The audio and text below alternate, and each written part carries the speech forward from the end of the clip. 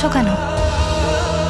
তুমি নিশ্চিত যে ওই মানুষটাই তোমার স্বামী, আমার ছোটদা আর এই পরিবারের ছেলে?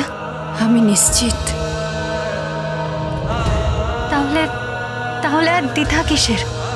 স্মৃতিটা রাঙিয়ে দাও সিঁদুরে।